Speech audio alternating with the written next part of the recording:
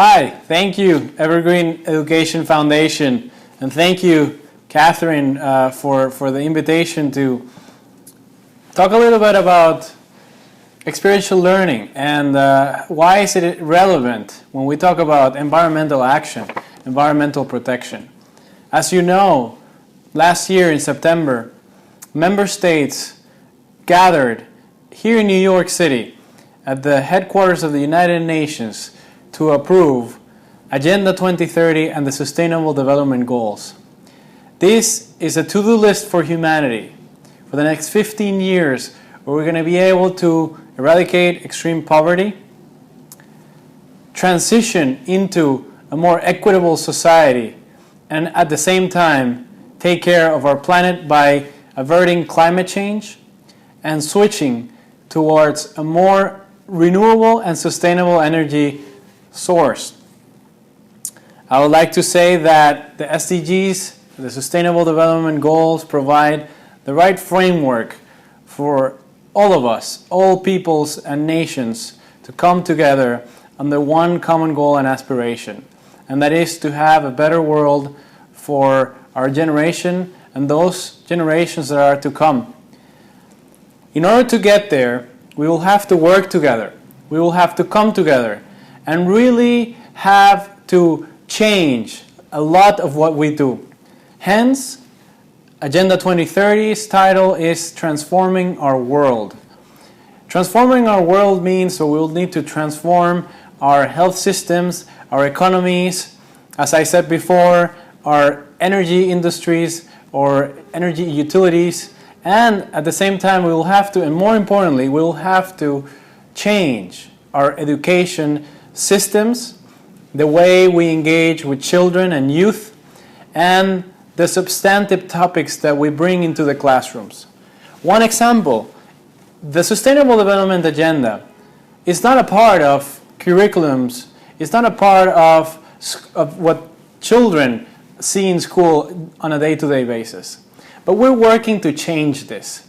And with the help of UNICEF and other partners, we have been able to create coursework for classrooms, starting first grade all over to up into high school.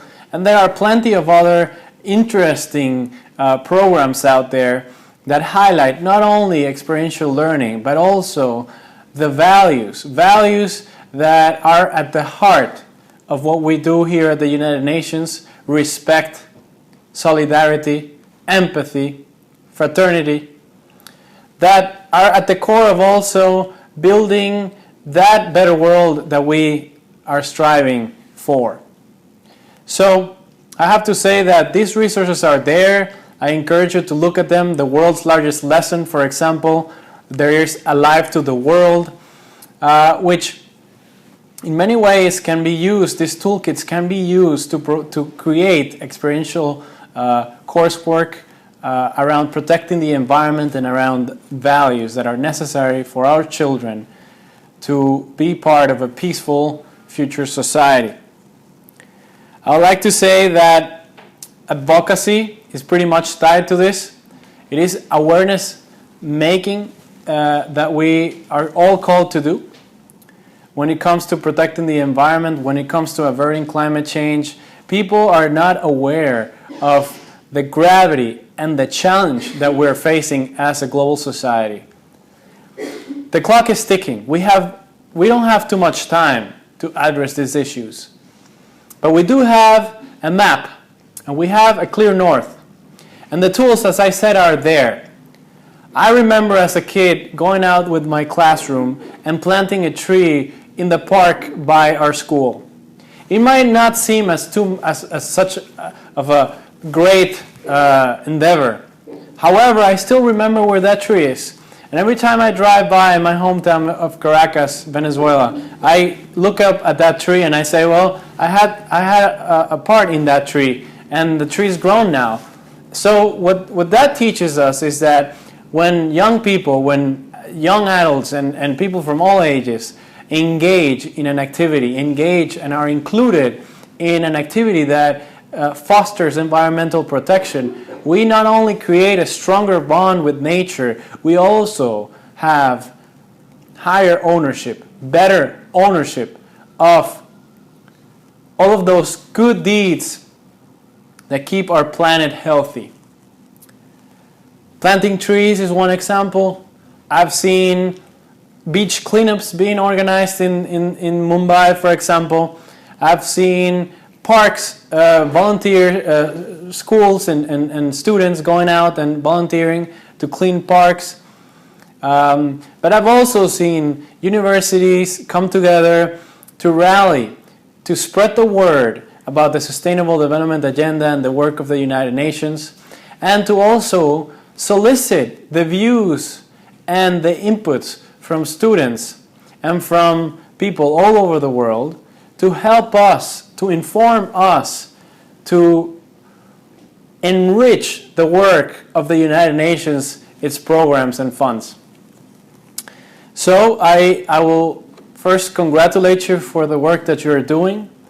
Know that experiential learning is a fantastic tool in the learning process, one of the most effective ones because of the retention capacity that it brings towards the exercise and the goal of that particular exercise. And when we talk about environmental protection, I can only think of positive things that can come from the combination of this interesting methodology and this such urgent activity or responsibility that we all have, which is environmental learning, first of all, being aware of the challenges that we face as a global nation, as a global society, but also action, so that knowledge really drives us to action for a better world. So let me tell you that we can all come together, and there are initiatives out there like the Give Me 5 campaign, for example. I encourage you to visit giveme-5.org and join and encourage your students to join and to partake and be able to use this exercise as part of the learning experience, where they are called to be advocates and campaigners of the Sustainable Development Goals, and to raise awareness about the fact that we can indeed transform our world, but we need to start acting now. And it's all about priorities, and it's all about the priorities of our leadership, both in the public and the private sector. But we have a voice. We have a voice, and each voice counts. So my call is to you to join the movement and to continue your fantastic work, and I hope to share with you soon in person.